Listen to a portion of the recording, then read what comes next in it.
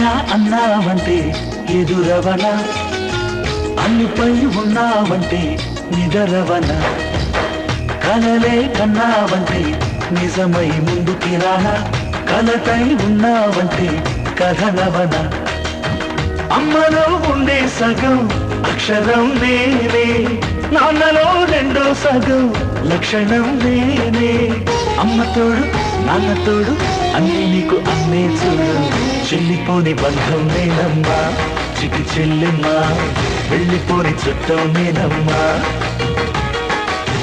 అన్నలోని ప్రాణం నువ్వమ్మా చిటి చెల్లెమ్మా, ప్రాణమైన చెల్లిస్తానమ్మా.